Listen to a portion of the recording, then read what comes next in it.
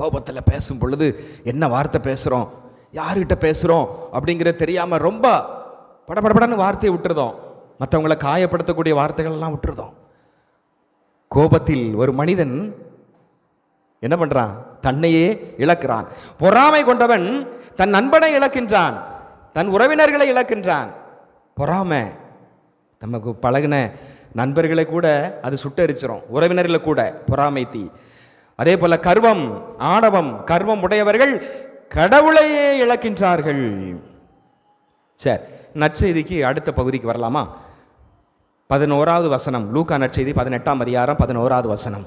பரிசேயர் நின்று கொண்டு இவ்வாறு இறைவனிடம் வேண்டினார்: கடவுளே, நான் கொள்ளையர், நேர்மையற்றோர், விபச்சாரர் போன்ற மற்ற மக்களைப் போலவோ கொலகார பயல்க, விபச்சாரர்கள், பண்ண முடியாத கொடிய தீமை செய்வீர்களே போலவோ நான் இல்லாதது பற்றி உமக்கு நன்றி கூறுகிறேன்.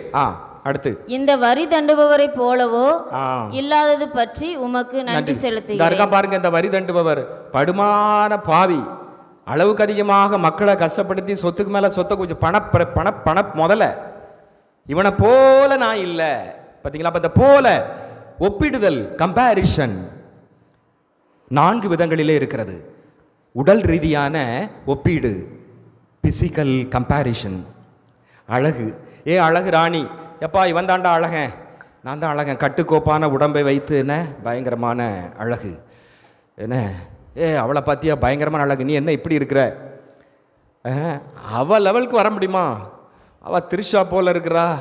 ஏன்னா இப்போ உள்ள லேட்டஸ்ட் ட்ரெண்டில் உள்ள நடிகை பேர் என்னது? அமலா பால்பா என்ன தெரியல, அப்படி இருக்கிறாங்க. நீ என்ன எப்படி இருக்கிற? சிலர் நம்மளே அவங்களே கொஞ்சம் பெருமையாக சொல்லுவாங்க, என்ன பற்றியா எவ்வளோ அழகாக இருக்கிறான் அப்படின்ட்டு. அப்போ ஒருத்தர் ஒப்பிடுறது. நீ என்ன கருப்பாக இருக்கிற, அவன் எவ்வளோ ஒன்றை விட சொகப்பு. எங்கள் அம்மா என்னை மட்டும் கருப்பாக பெற்றுட்டாங்க பாருங்க, அவங்க அம்மா எவ்வளோ வெள்ளையாக பெற்று வச்சுருக்கிறாங்க பாருங்க. அவன் முன்னால் நான் நிற்க முடியுதா? ஆனால் அவன் நல்ல அழகாக தான் இருக்கிறாப்புல, நல்ல கலர் தான்.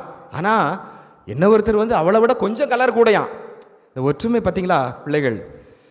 அப்போ நான் கருப்பு, நீ சிவப்பு, அந்த மாதிரி. அதே போல் உடல் எடை அதிகம், என்ன குண்டு, என்ன நீ இப்படி உப்பி இருக்கிற, இப்படி நீ குண்டு அடிச்சு போயிருக்கிறிய, ஸ்லிம்மாக இருக்க வேண்டாம், என்ன மாதிரி ஸ்லிம்மாக இரு, அந்த மாதிரி அந்த அவளை மாதிரி ஸ்லிம்மாக இரு.